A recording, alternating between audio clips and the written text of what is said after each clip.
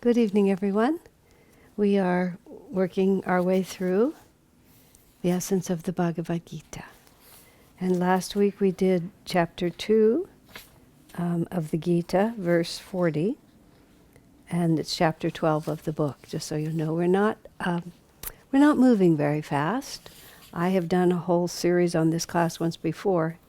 I did 52 classes, actually. There are audio classes. I believe they're audio classes. In any case, you can find them on the Ananda Palo Alto website. But in that series, I set myself 10 pages a class, and it was so annoying that I resolved that I would just do it again as slowly as I wanted to do it, even though it might take me the rest of my life. So this is where we are right now.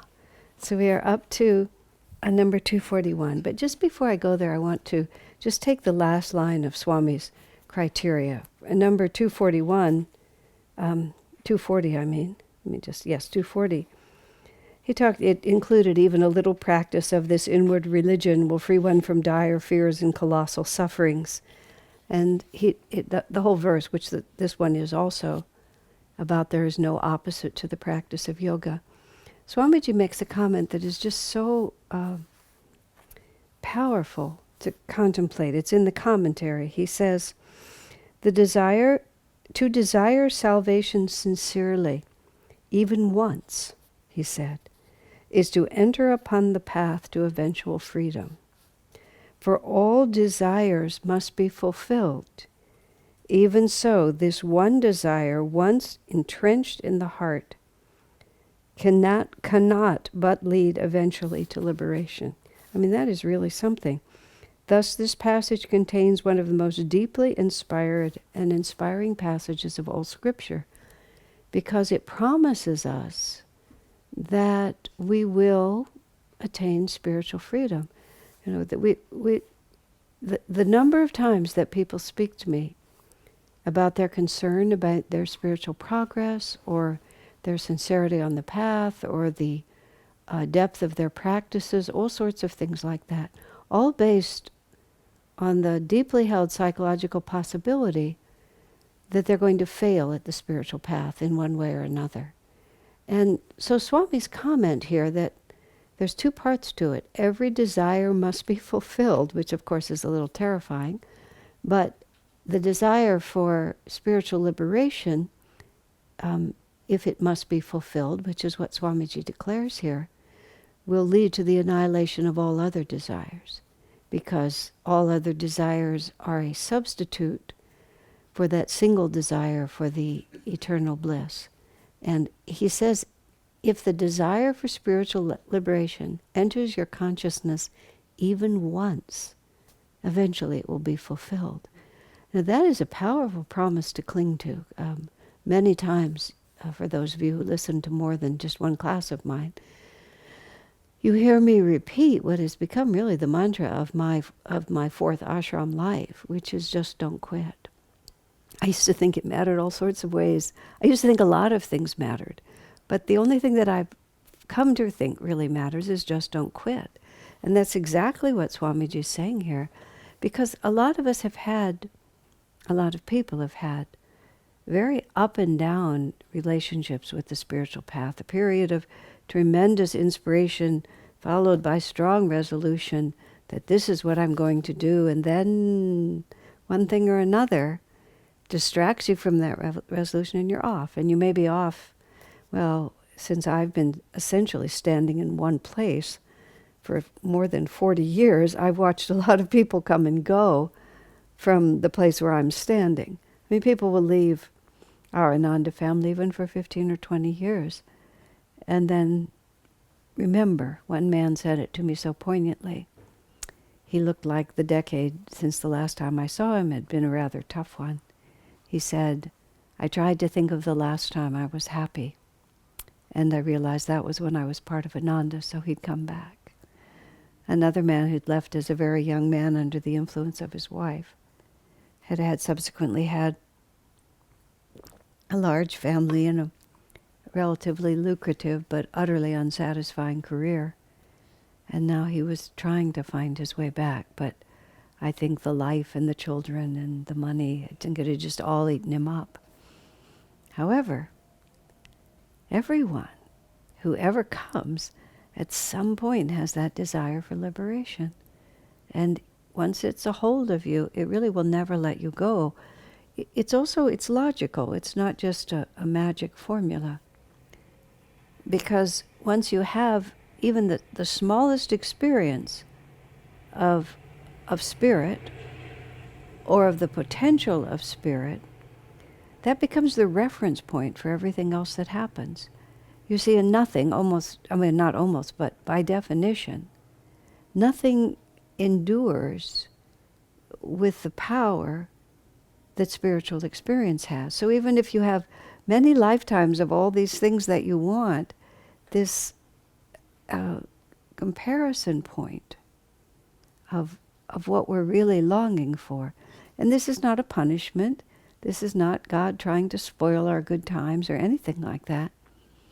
This is our own personal, actual experience that, entertaining and pleasurable as many aspects of this world are and can be, if they are not centered in the eternal power of spirit, and we'll talk about that when we get into the next stanza, if we have taken ourselves out onto the limb of human love or money or fame or security in that way, by definition it's tenuous. At the very least, life ends and death moves in and everything that was is left behind. Plus there's just the fundamental unreliable nature of our own personalities and the personalities of others, our own karma and the karma of others. What to speak of the American economy or the economy of the world, or thievery or cybercrime. I mean, there's just so many different ways that life can be undone. When I was reading, I'm not cynical, but I'm amused by life. Somebody was telling me about, let me think how this works. Oh yes, this new technical innovation that I believe Amazon bought Whole Foods, and now they were trying out some new way of running the whole store, which is you come in with your phone and you make sure you have the certain app, and you just carry your phone with you. You put all your purchases into the basket, and then you walk out of the store because your phone acknowledges everything that you've bought. And I immediately said, oh, won't people have fun trying to hack into that system and learning how to just take it down? I mean, not that that's an admirable thing to do, but it's an inevitable thing to do, because human greed combined with extraordinary human ingenuity is just going to figure it all out. That's the way duality works. But let's see what I thought was. Oh yes, it's just it's holding on to that faith that God's promise will not be taken away. And that promise is even a little practice of this inward religion will free you from dire fears and colossal sufferings. Even a little practice. That's just really marvelous to contemplate. So it really doesn't matter how far away you go from it. It's better not to. You know, my own personal karma, for which I'm extremely grateful, is I've been unwavering, really, since the first time I saw Swami Kriyananda, which was decades ago now. But I know not everyone has suffered enough yet. I mean, I know the reason that I'm so steadfast. It's very simple. It's because I suffered.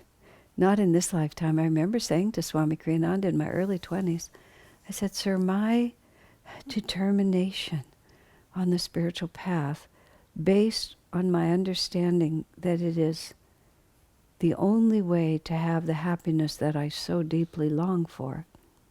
I said, you would think I would have had a miserable upbringing or terrible suffering.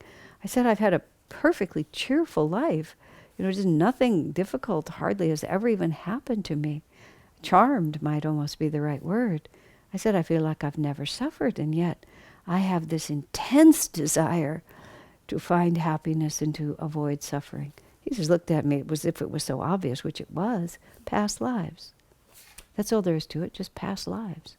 You know, it's all cumulative and it all stays with you. I was born with that intensity, which can only be, it was a continuation of the past. Therefore, no matter what happens to you, if you wander far from the path, if you are steadfast throughout your whole life, but feel that you're not where you would like to be, it doesn't make any difference. There's only one thing that matters, which is that I have made the commitment that spiritual liberation is of vital importance to me. Maybe other things are of equal importance at the present time, but it's of vital importance. And therefore, absolute success is absolutely guaranteed. Now think of the comfort in that. You know, sometimes you really just need to be able to go to the bottom of the well and find comfort at the bottom of the well. Because if you can find it at the bottom of the well, you can hold it all the way back up to the light. So it was a very important phrase I didn't get to last week.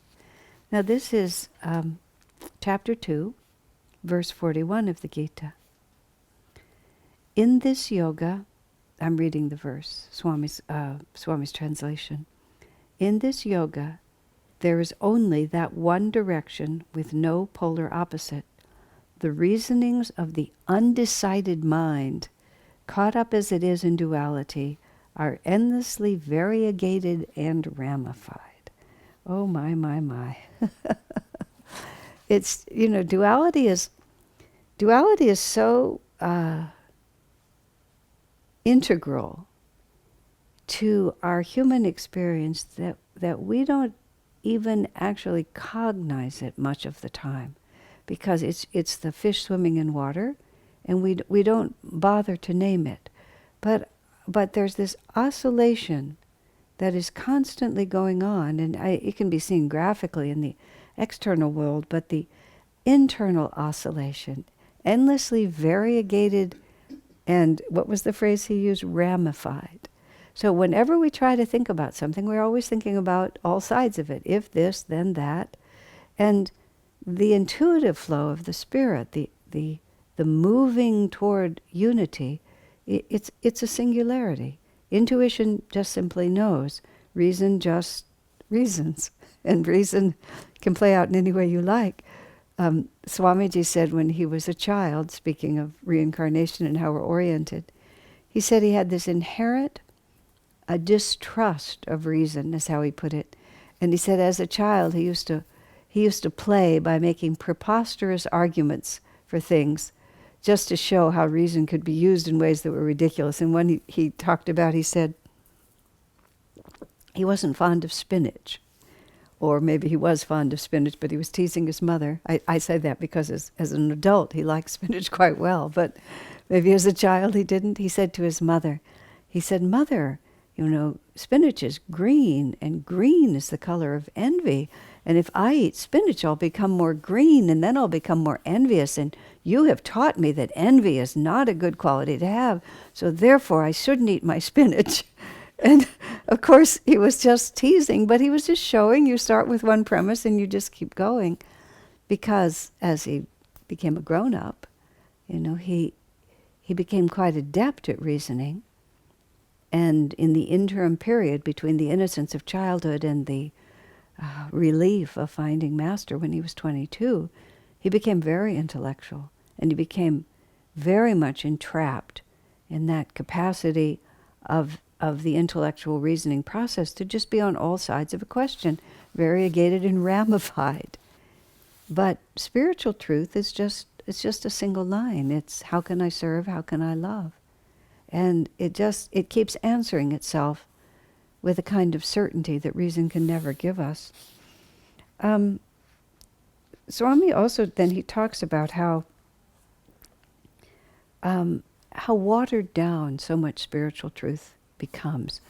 And this is what I was thinking in this, is that religious teachers, caught as they are in duality, and for the most part either lacking the experience or the exposure to this kind of teaching, can only see this, even the spiritual life, in duality. So we're on earth and then we go to heaven. And Swamiji is often fond of making fun of the idea of going to heaven even for 1,000 years. He said, in a body very much like this one, just sort of sitting at the feet of God, singing hymns or whatever it is we're doing. Swamiji said the very definition of hell is to be trapped in the limitations of the personality we already have. Even if we have a body that doesn't get sick and we're in an atmosphere where the scenery is better, he said it's that very limitation that is actually the source of our suffering. When I was younger, I didn't have vocabulary for it through my early teens and adolescence, even through college. Well, actually, I didn't go to college very long, but even through my very brief period of college, I was 19 when self-realization teachings were handed to me, so I didn't wander in the dark very long, thank you, God. But I had this, what I now know, I felt so confined. I felt so hemmed in and ineffectual, which was ironic, you see, because in the things that were being asked of me, I was relatively competent. I was not without my shortcomings by any means, but I was pretty competent in the way I could move through the world. I've always been able to put my thoughts into words. I joke with my friends that I give the impression of knowing a great deal. But the fact of the matter is, what I actually have is the capacity to articulate everything I know, which gives the impression that I know more than people who can't articulate what they know. But articulating something is not the same as having a vast body of knowledge. It's just that my thoughts go into words very easily. I only recently realized that that's a specific talent, like being able to sing. But because my thoughts go into words easily, you can move through this world, which is a pretty verbal world. But in any case, I always felt intensely incompetent and trapped. And I didn't know words like ego, really, except in the most trivial explanation of those words. But when I finally got to self-realization, which was when I was relatively young, and I realized, and I came to understand that, the infinite self has become identified with this very limited level of limited vibration, and has lost contact with its own infinity, and then beats against the edges of this cage until one begins to understand meditation and devotion and discipleship as the key that unlocks that. In our Festival of Light every week we say, into our hands have been delivered the sacred keys of awakening. And then it says, abundant now is our hope. I, as a light bearer with Ananda, I am in the position of offering that ceremony many, many Sundays of my life. Not every Sunday, but many Sundays of my life. So it's tremendously integrated into my person, those phrases. I've been working on a book about Swami Kriyananda, a chronology of many of the important things that happened. And when he created the Festival of Light, which was at the end of 1986, he had to justify the formalizing of our Sunday service. Now all these years later, it's just the way things are, but at that point it was a change. And many people have an aversion to change. And many people have an aversion to anything that's formalized, especially in religion, especially at Ananda, because many people came out of a repudiation of institutionalism, and what they saw the festival, they saw it as the first step down the slippery slope of the institutionalizing of our wonderful way of life. So Swami had to explain it in many ways, and one of the things he said was, when important ideas, important to our well-being, are articulated with magnetism in simple but clear ways and repeated many, many times, which they are if one participates in the ritual, whatever it might be, that they make their way deeply into the subconscious. and they gradually actually transform your whole view of the world. So I've read that phrase, into our hands have been delivered the sacred keys of awakening, hundreds of times by now in all these decades, hundreds of times.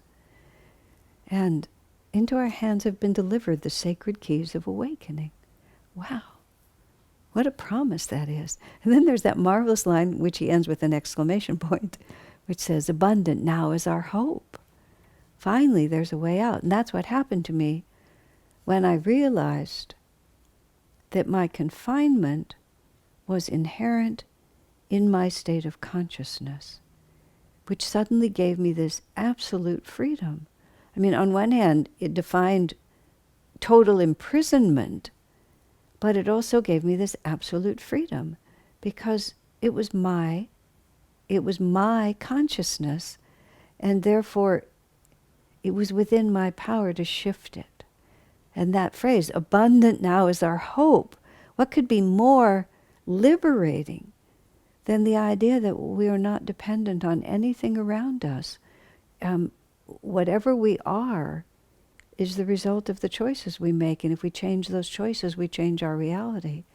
Now, in talking about, Swami talking about the degree to which institutional religion has diluted this idea of consciousness, and that heaven not being sort of somewhere there, even if it's out of this, and to be over there, but you still have this and you have there. You're still operating within this realm of duality. There's heaven and there's hell, there's earth and there's heaven. Whereas the tradition of India has the wonderful word moksha.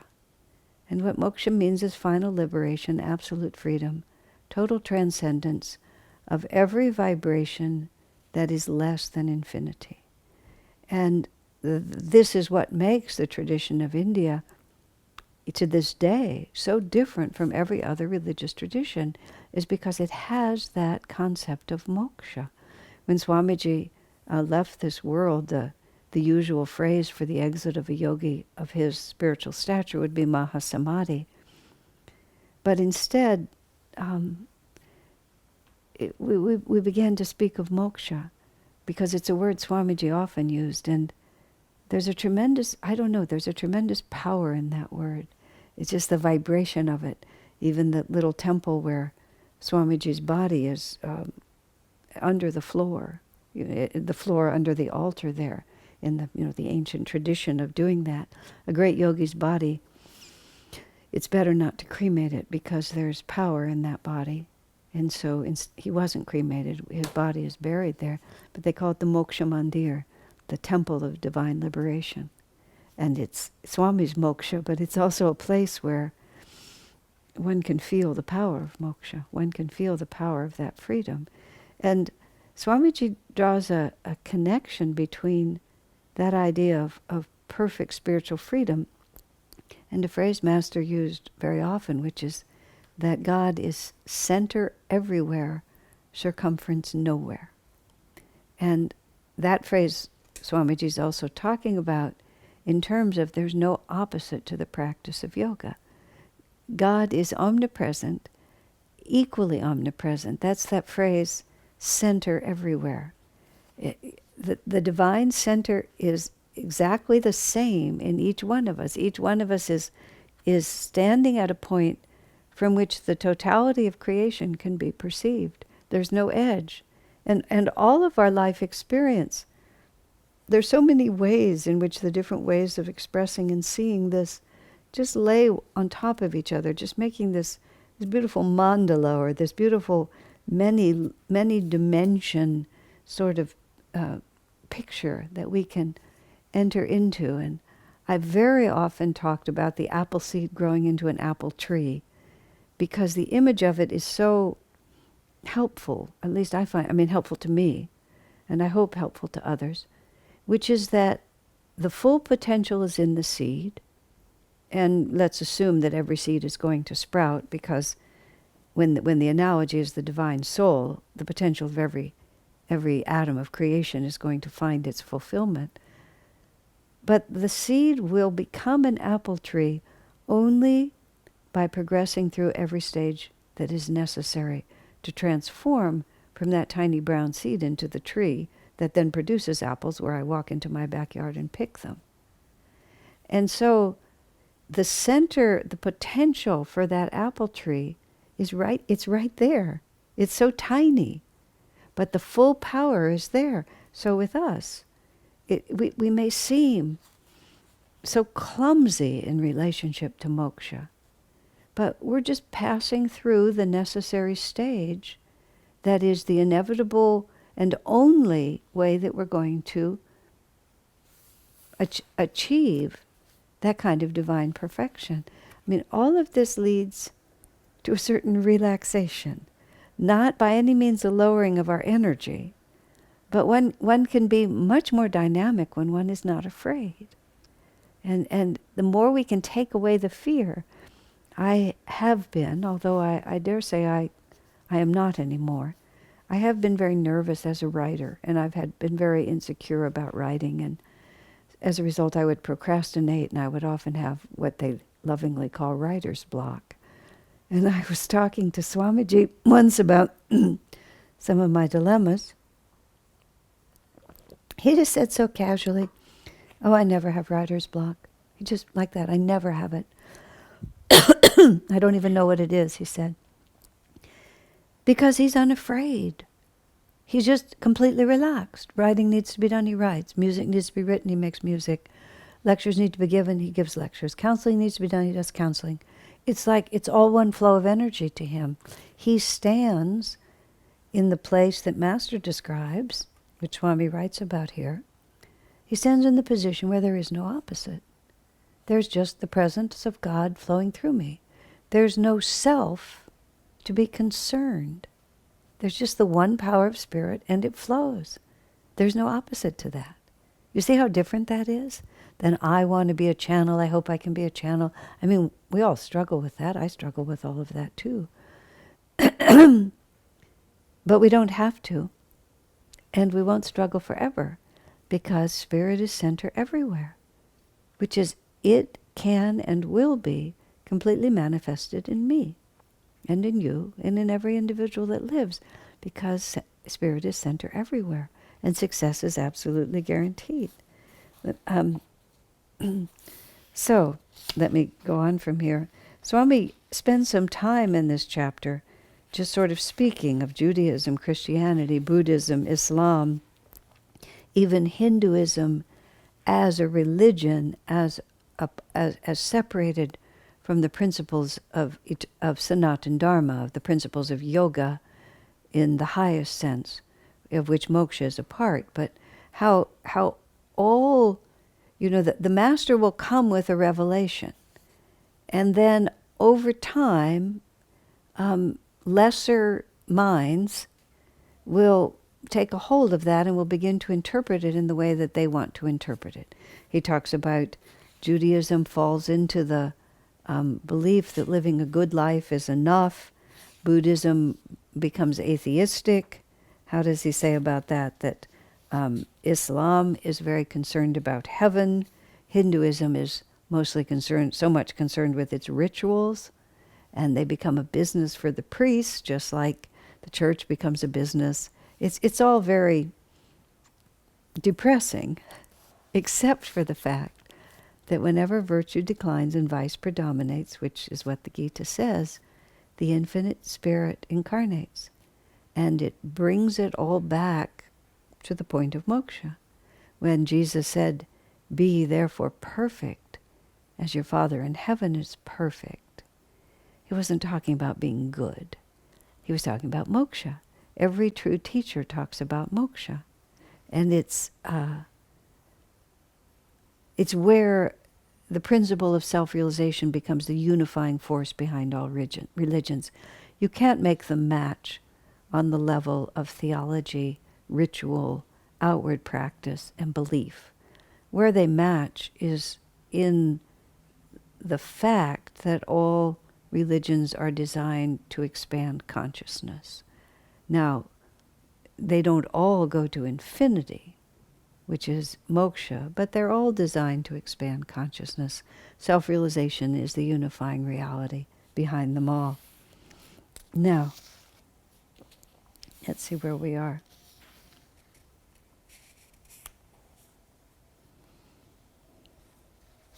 Wait, I know where I wanted to go. I wanted to go to here. Just a moment. Let me find my point.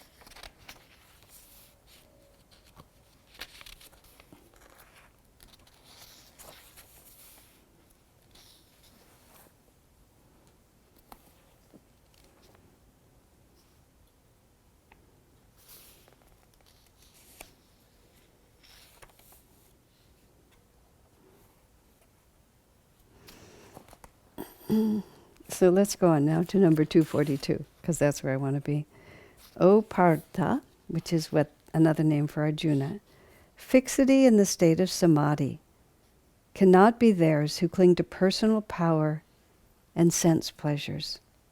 Those whose discrimination is blunted by the specious promises of teachers who, ignorant themselves, promise heaven as man's highest reward, imagine that nothing higher exists. Now Swami runs about 3 verses here, so that's 242, 243. Vedic rituals and other outward practices lead not to oneness with God, nor do promises or the hope of superior pleasures in the astral world. All these lead rather to repeated earthly rebirths. 244.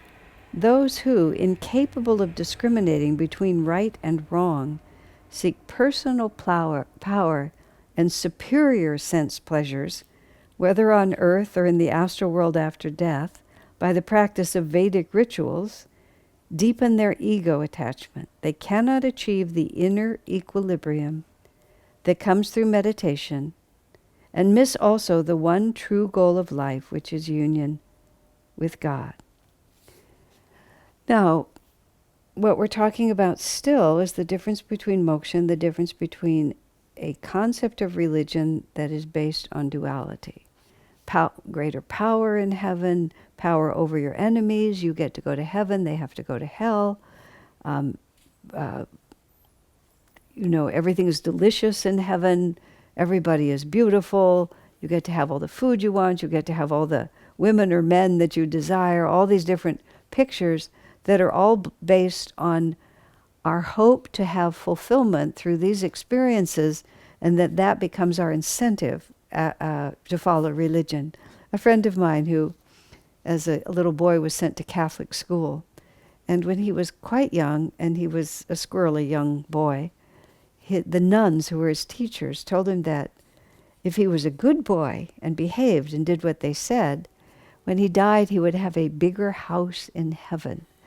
That was actually the incentive that they tried to tell him. He says it had quite the opposite effect on him, and he found it very liberating, because if that was all he would get for being good, he decided there was really no need to be good at all. And so he was very happily just followed his own way for quite a long time. And that, of course, from the child's point of view, but even from any adult's points of view, as Swamiji said, if you get rewarded according to the same terms that you're working with now for being good, Swamiji said the natural inclination of the mind, just as I was saying, somebody's going to hack the Amazon system, the natural inclination of the mind, Swami said, is to need to know exactly how bad you can be and still get that award. Like, what is the actual price? Which a lot of, with all due respect, I guess I do mean to be rude. I was going to say I don't mean to be rude, but I suppose I do mean to be rude. How a lot of really crazy theology gets invented. Because once you start defining things in a certain way, once you start applying the limitations of human understanding in this world to things that happen beyond this world, it's just, that is the slippery slope of ridiculousness. In one church pamphlet that I read, it promised the blessings of God and the blessings of the masters for all those members in good standing of that particular organization. And then, of course, I just had a field day with it just in my own mind.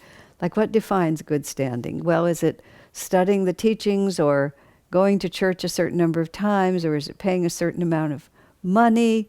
And what happens if, let's say, you change your credit card, but you forget to tell them?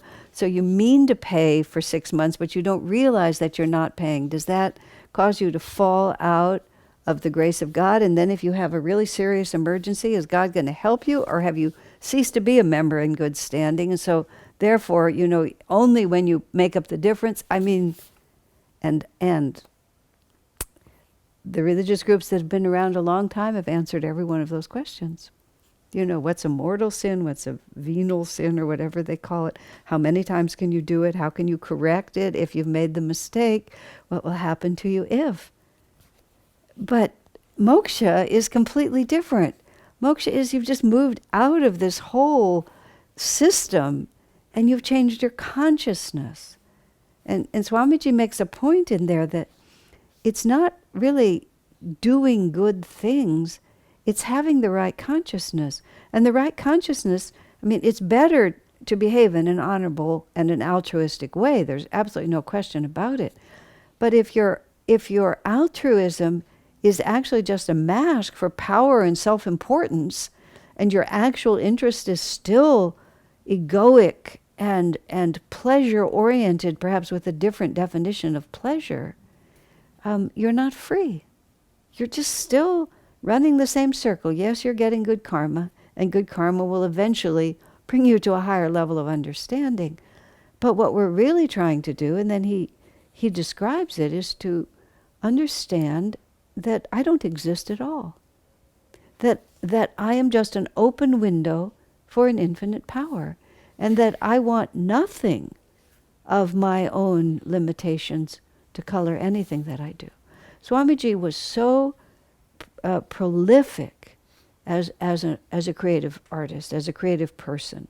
It's unbelievable what he managed to do in a lifetime. Speaking of all the research that I've been doing for this book, I believe it was around 2012, and he died in April of 2013, so it was very close to the end of his life. He was in this house, and he was reading about Alfonso X, who was a king of Spain, who Swami came to believe was a former incarnation of himself, and his father, Fernando III, I believe. Fernando the Wise was master. It was another pairing, like William the Conqueror and Henry I was Fernando and Alfonso. Alfonso was very prolific as a musician. He wrote 400 pieces of music are attributed to him, mostly hymns of gratitude to the Divine Mother. So many historians speculate that it would be impossible for any one person to have written that much music, so he must have either had apprentices who wrote it for him or just put his name to music that wasn't his own, or others did. So Swami had this thought that after he's gone, nobody's going to believe what he did. So he actually wrote this little affidavit. He wrote a little affidavit saying, basically, I did it all myself. I edited my own books. He even said, I edited my own books. There's not a word that I've written that I myself didn't sincerely mean. I wrote all the music myself, every single note, and he actually got more serious with it. He was actually very serious about the whole thing. I was laughing, but he wasn't. It was just so out of the blue. But then he put a much more serious note on it. He wrote all that, but he said, I want it to be understood, essentially, that every word I wrote and every note I put into music and every word I spoke when I was giving a lecture was the inspiration of my guru, and that it all is reflective of the inspiration of my guru. There's nothing here that wasn't directly from him.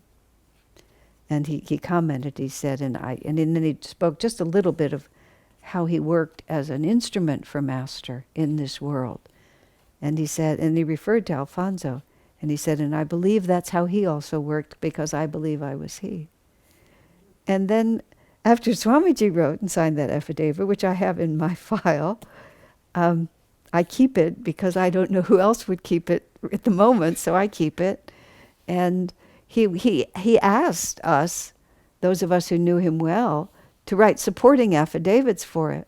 Only a few of us did, but I wrote. I said, I was involved with his writing really from very, very early on, and I spoke about the fact that it was his habit to pass out his work in progress, and often to pass out his manuscripts before they were published to a small group of readers, maybe a dozen, maybe it was more than that, but 1 or 2 dozen at the most.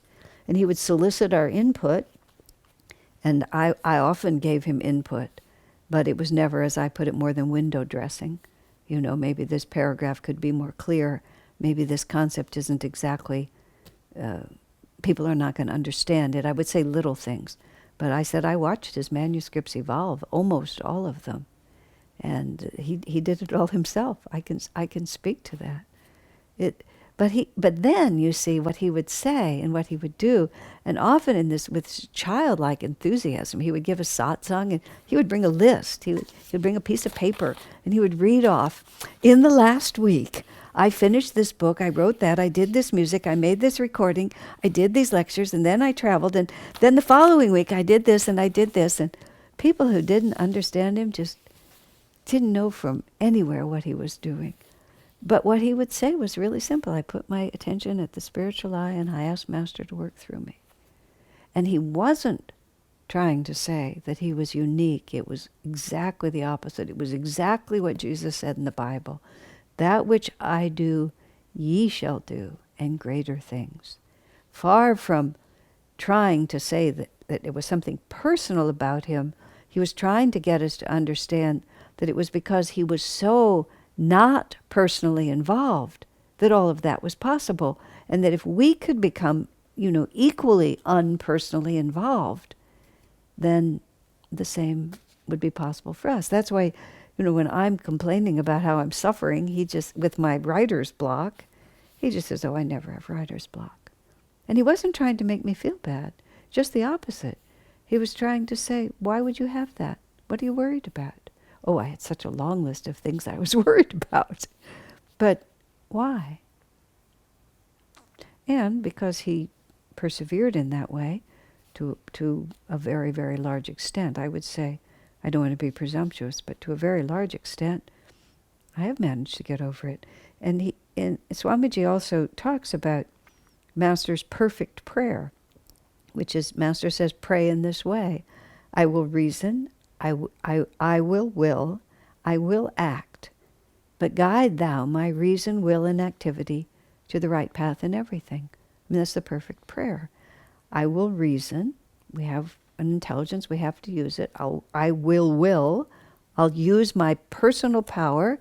I'll be ambitious for service. I'll be ambitious. Master Swamiji emphasizes we must do our best to serve, and to serve excellently, because we can't let tamasic energy, dark, narrowing energy, that the necessity for excellence is because excellence is the inevitable consequence of attunement. Swamiji actually made this statement, and actually I think I finally just understood it. All failure is the result of a lack of attunement. I mean, I've always had trouble with that, because I thought sometimes, aren't we destined to fail? Sometimes isn't it our karma to fail? But our karma to fail is in order to teach us how to be perfectly in tune. Because failure is setting ourselves, failure has to be part of duality, meaning I should have succeeded and now I failed. But if you've only acted impersonally as an instrument of God, there's really no such thing as failure, because everything just unfolds the way it's meant to unfold. Failure requires a personal identity with that. So we just have to keep getting more and more in tune. Not everything works out, but that doesn't mean it failed. That just means it unfolded in the way it had to unfold. So Master's prayer is something to, emblazon on your brain, but perhaps also hang on your refrigerator, just so that you can keep it really clear. My own but God-given energy, my own will but God-given, my own reason, my own inspiration, but always God-given, meaning as He wishes to act through me. Center everywhere, circumference nowhere. We can only act from our own center because that's where we live. That's where we are. We can't help it until that bubble merges into the sea. So then Swami goes on to say that the reason we don't hear the presence of God is because attachment and desires are like radio static. he said. They prevent the clear reception of the programs one is trying to hear. The mind should be free of such static which keeps it constantly restless. Reincarnation for any reason other than as a free soul to return here to help others is a cause for deep regret. And then he says, think of the virtually lost years in a person's life, infancy, childhood, adolescence, youth, much of which time is usually wasted in merely preparing oneself for another struggle to achieve success. So when he wrote this book, he was living so far out of the ordinary flow. It was just really so much fun. There's a wonderful thing that Master says about reincarnation. Well, there's two things I want to speak of. I'll speak of another one first. I asked Swamiji a question that I didn't realize was the one he answered. I told him about my anxiety, that what appears to be wisdom now is just merely that I'm older and a little worn out or just different, but that if I'm going back into all those wasted years of infancy, youth, and adolescence, that I'll lose my focus. That what's clear to me now won't be clear to me then. I actually spend a lot of time imagining myself as I was in those periods, which, even though I don't remember all the details of that, I remember my consciousness very clearly at different states of my childhood and especially my adolescence. I remember what it felt like, and I try to project into that context the consciousness that I presently have, so that if I am standing, which I feel that I probably will be standing, in that adolescence, I will bring to it the vibrations of maturity, spiritual maturity and personal maturity that I have now that I didn't have then. So I was asking Swami essentially that question, and he just answered me, what causes reincarnation? What causes reincarnation, he said, is longing and regret. Longing for something that you didn't get, a desire that has not yet been fulfilled, or longing to correct a wrong, which moves us into regret, where there was just an opportunity there, one way or another. Maybe an opportunity for success, an opportunity for kindness, regret that you didn't love your family in the way that you should have, that you didn't respond to circumstances in the way you should have, or the hope that something will come out better. Master says, this is what I wanted to tie this to, Master said that reincarnation is created by Satan, and the way he works is far more subtle than we think. The way he works is that life almost comes out just the way you want it. Not quite. If it failed completely, you would just see through the trick. But it's different than that. It just almost works. And so you think, if I could just shift it just a little bit, just give me one more try, then it's going to satisfy me. But we don't understand the essential nature of duality, which is that satisfaction does not come by being able to hold on either side of that. It only ever comes when all desire and all detachment ceases, and we finally let go, when all that egoic tension to hold ourselves apart from the center of our own being is finally released. And the tension that holds it is desire and attachment. We want this, we don't want this, we must have this. See, it's all this tension, trying to hold it in a certain place. And that's what our ego is. That's why we're so exhausted all the time. Because it just takes so much energy to hold ourselves on the side of duality that we want, or to suffer when we fall on the other side of it. And only when all that attachment and desire just goes away, and we come to rest at that center point.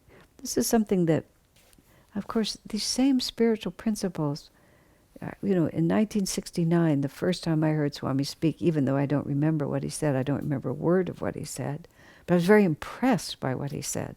I thought it was brilliantly intelligent, but not a single concept stayed with me, not one. But I certainly heard him speak hundreds, thousands of hours since then. And he always talked about the same thing. The most amazing fact on the spiritual path is principles are really simple.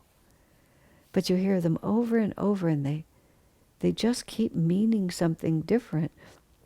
We think of spiritual life on a line, on a straight line like that, or straight up, or however you want to say it. But we're actually spiraling upward. And in fact, when the Kundalini energy moves, it feels like a spiral. That's how it goes.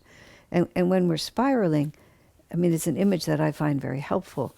If you think of the spine and the vibrations of consciousness, or the karma, however you want it, and we're going up a spiral staircase, if the staircase is on one side and you keep walking around it, if you have your hand on it, you're walking around it, we think of karma as being in horizontal stripes, but it's in vertical stripes. Vertical stripes, this is the gospel according to Asha. This is just an image that works for me. When I say that, what that means is, it's just my opinion, but it's an image that works for me.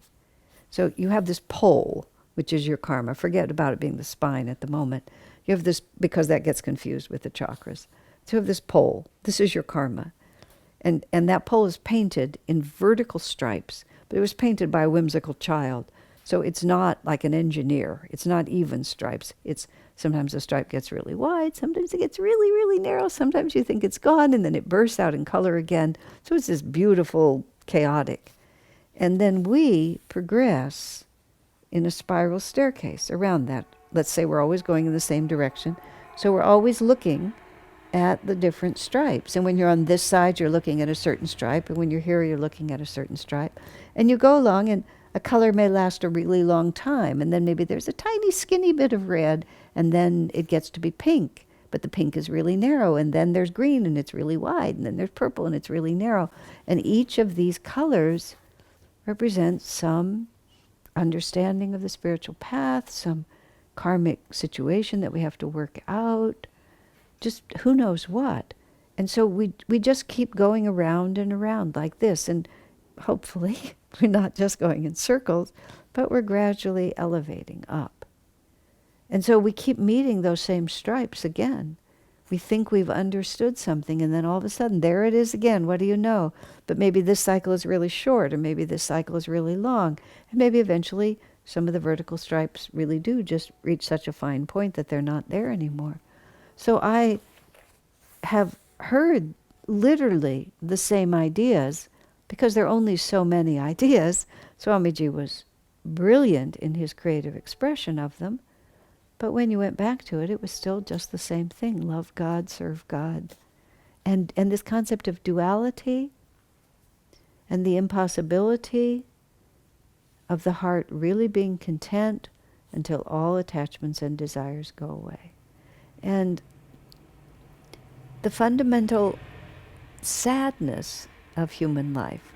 I often, when I would give a sermon or something in which I emphasized that too much, people would complain and try to tell me how many beautiful aspects there were to life and so on. And because it can't sound cynical, because it isn't cynical, it's just a fact. It's just a fact that human love is very close to divine love, but divine love is a little more. And once we become very centered in the Spirit, then everything in this world becomes a reflection of the Spirit. But it doesn't become a reflection of the Spirit just because we want it to. In fact, that desire for it to become a perfect reflection of the Spirit is the radio static that makes it difficult for us actually to be that instrument. The more advanced we become on the path, the more deeply centered we become in the will of God, the more our only attachment is our intuitive understanding of what God wants of us, the more we actually find in every situation that deep satisfaction. Swamiji, at the end of his life, wrote so touchingly, as he said, I used to always consider heaven my home, or the heavenly realms. He put it in several different ways. He said he's lived more in the astral world than in the material world, even from a child. And he used to always think about some higher dimension as being his natural home. But he said, the older I get, instead of becoming more world rejecting, he said he realizes that wherever God puts him, that by definition has to be heaven. It's such a sweet and beautiful way to put it. And that's how this world renunciation, the world renunciation actually becomes a relaxation into the center in which there's no need to renounce anything, because everything then becomes an expression of the divine. So God bless you.